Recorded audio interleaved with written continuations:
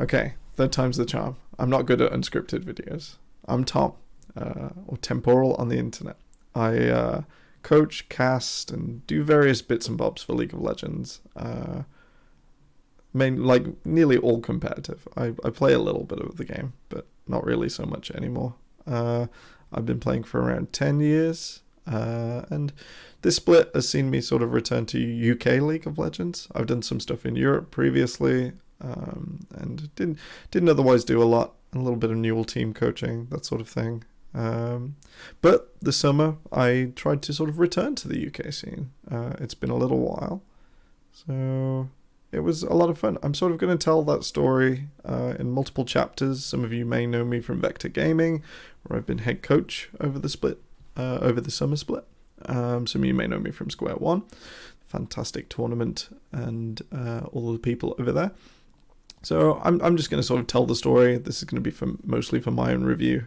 I find saying things out loud adds the extra context you sometimes miss when writing things down, because you infer what you know instead of telling a story to a camera. It does feel like there's someone else in the room. So who am I? I've done most of that already. I do have some notes. I'm unscripted, but I have prompts. Otherwise I will forget. It's the struggle. So yeah, I coach and cast League of Legends. I'm going to start with Square One, as it's sort of the most abrupt part of the story. I like to do those sorts of things at the start. Square One was an absolutely fantastic opportunity for me. I think working with such a high production cast, similar to Valence League, who I also work for, or have worked for with casting, was really strong. The start of Split Show was fantastic. The entire team were fantastic. I think Sarge and Reed earned special shout outs from me for doing a great job as headcaster and sort of keeping the atmosphere with lots of people who want to do casting and are very eager to pursue it. A very friendly and very happy atmosphere. I really enjoyed spending time with you guys. Reed is the best producer in the amateur esports scene in Europe. If he does not find a job soon, then it is not his fault. It's your fault for not hiring him. He does all sorts in Europe and NA and is absolutely fantastic. He's like a one-man LEC machine. I love it.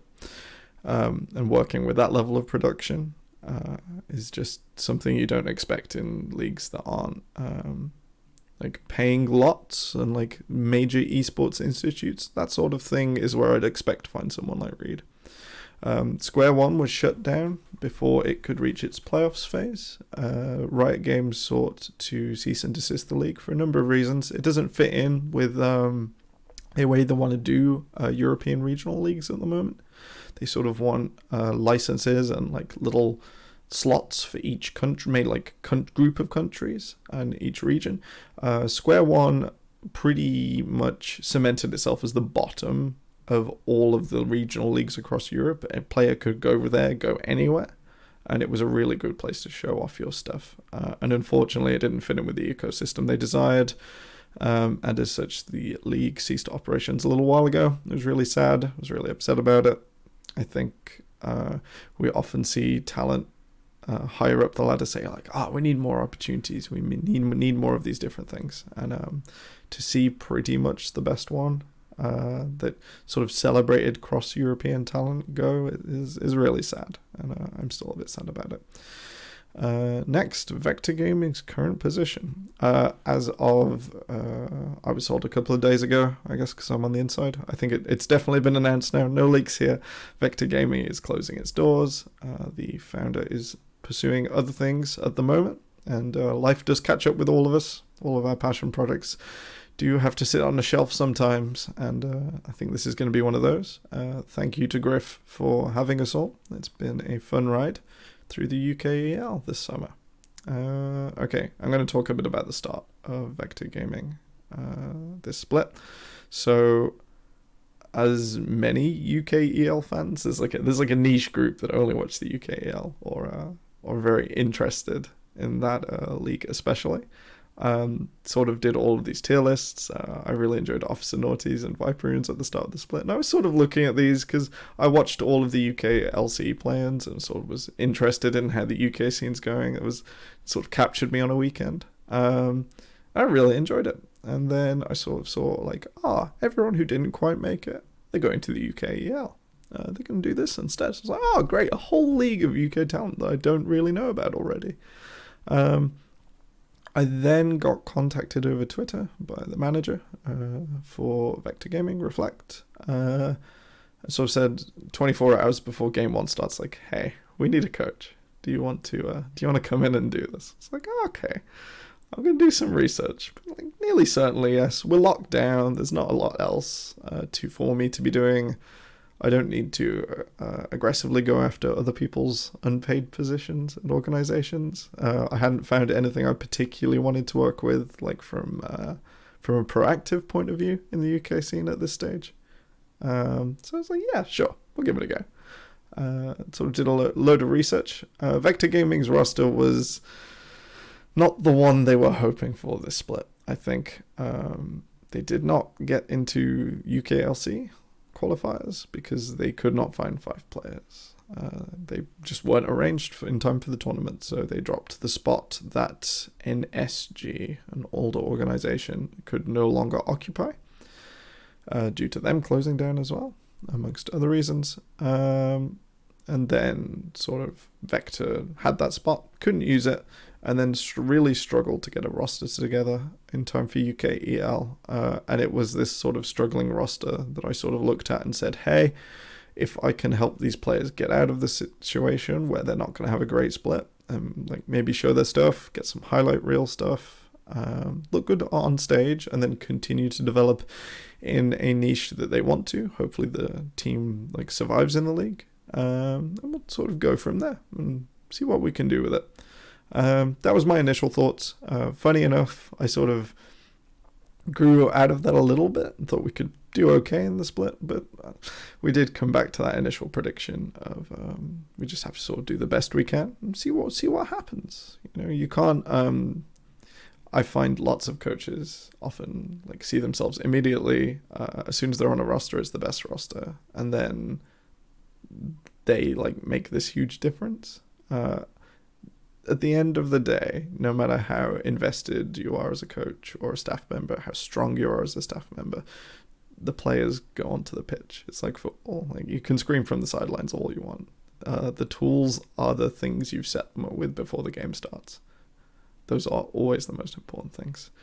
Throughout the UKEL, there is an inconsistency, strength of staff, I've noticed.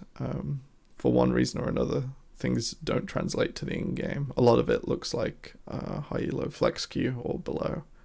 And that's going to look to change in the next year, I think. I don't think I'm the only person who thinks this at all. Vector initial. Okay. So we started off with the 5 players. We're going to tell a bit of a player story. We started off with Nyangi in the top lane, Jambo in the jungle, Berry in middle, Hawk. So we had a different AD carry. I never met this person before the game started and I was hired or asked to help. And after the roster lock, this player decided the roster strength was not strong enough and departed the team. This meant that an emergency substitute had to be used to bring in Hawkeye at AD carry in order to get the team to the first game. Otherwise, we wouldn't have played the first game and things would have hit the wall and it would have been bad. For UKEL, it is my understanding that you get a 10-man roster and then 2 emergency substitutes that are permanently added to your roster for the remainder of the season after you use them. That is the entire roster size. So Vector started with 4 people, which is a real struggle in a long league like this, especially during COVID times. It is a real struggle, even more than normal, I felt, to get 5 people all consistently in one place. That's sort of a baseline for a League of Legends team. But when you're up against like changing life circumstances, that can be difficult in a way that you shouldn't try and reconcile. You shouldn't always put this above everything else, like to the detriment of health or relations. At the end of the day, those things will stay with you forever, and you can always try next split. Everyone on this team was a rookie, so we got Hawkeye in at AD carry. It's my understanding that Synapse Sprinter role swapped to make this roster work, which is fantastic. He played really well at support. So I think that went reasonably well for him. That's 5. Yeah, that's all of our players. We showed up to week 1. I met the guys the afternoon before the first game. The team ethos was pretty strong. But it was clear, and I think anyone who watched our first game sort of came to this conclusion, that this was going to be a bit of an uphill battle.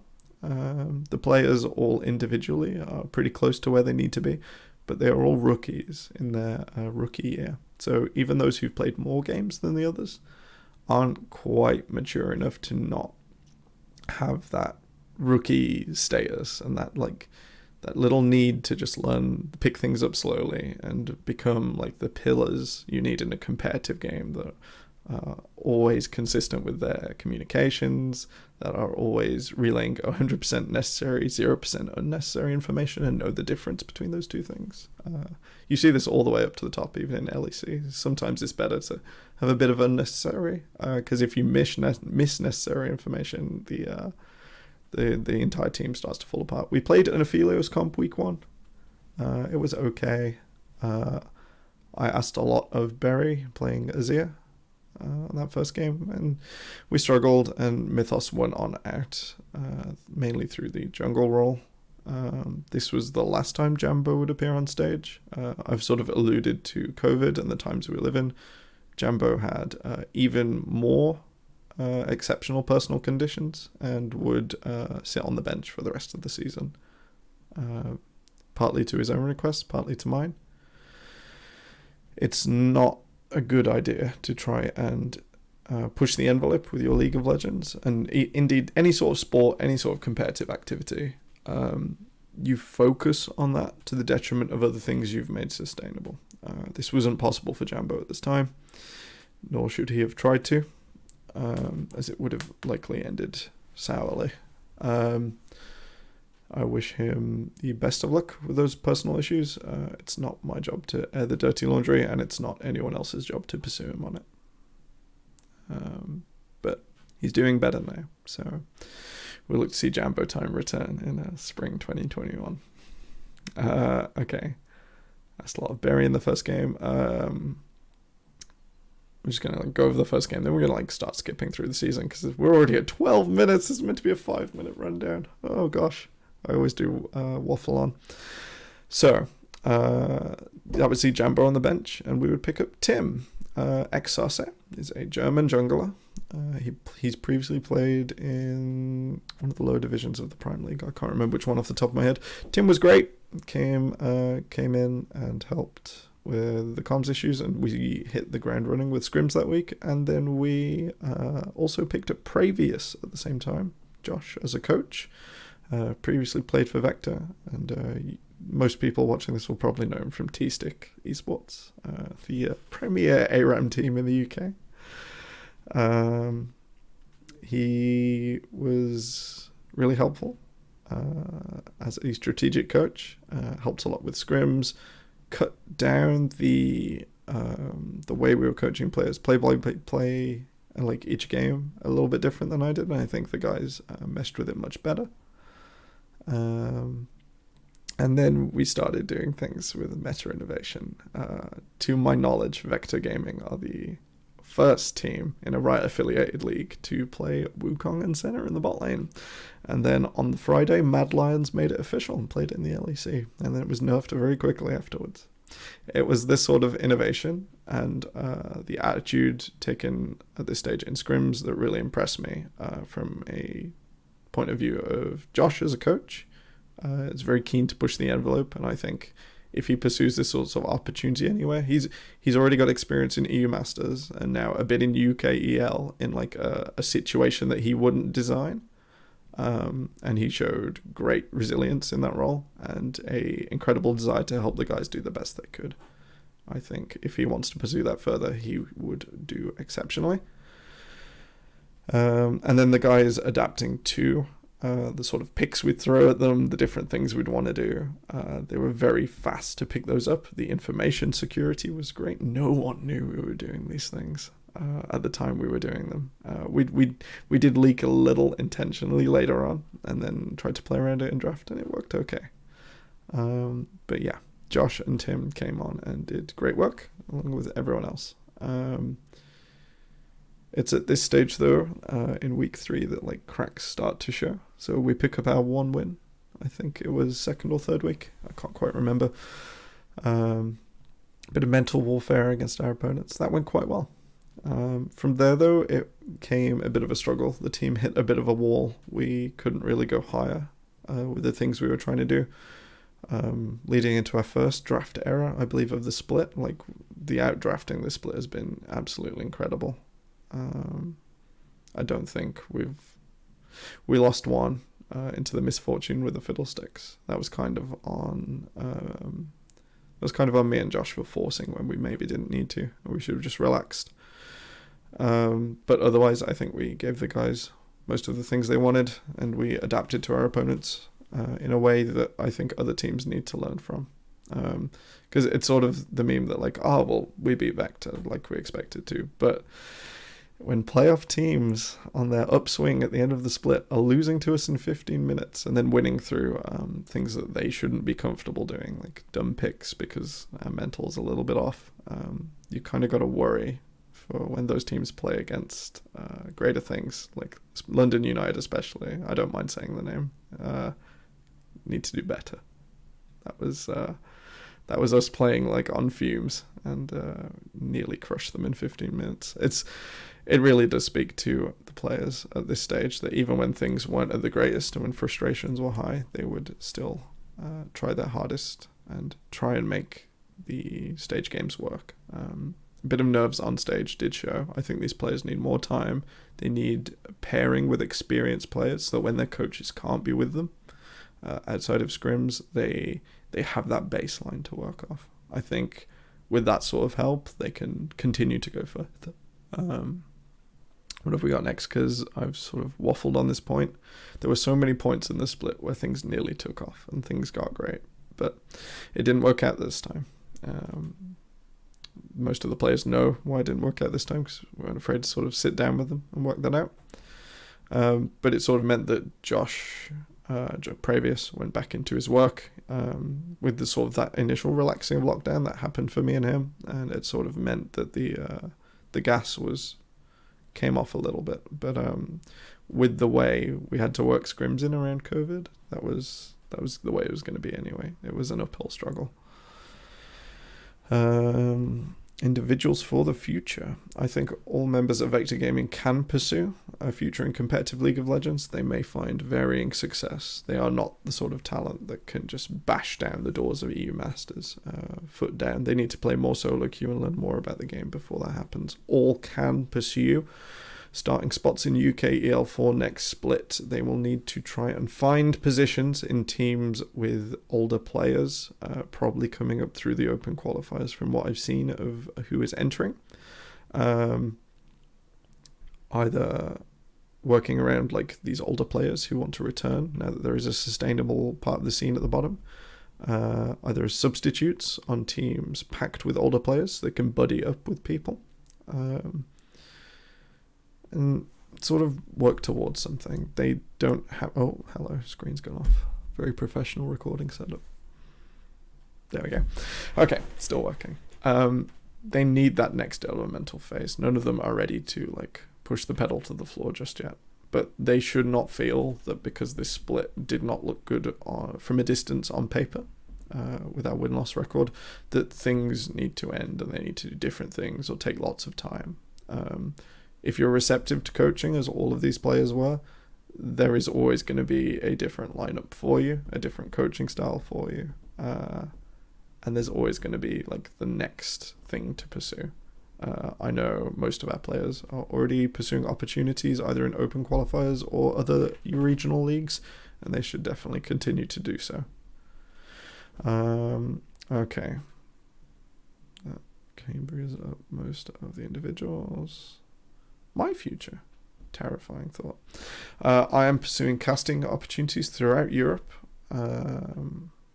or remotely online, and I'm looking for a home as a coach for next split. Head coaching has gone reasonably well for me, and I think I enjoy the overall like mastery of direction and having the time to go and do my own research with strategic coaches under me. And I will look to be doing that for next split.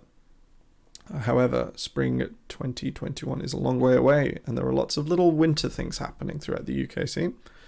So I'll sort of be flitting around, but yeah, not a lot will change.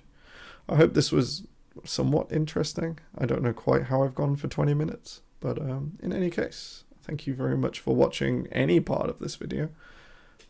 I've been Temporal, and I'll probably do this again in the future.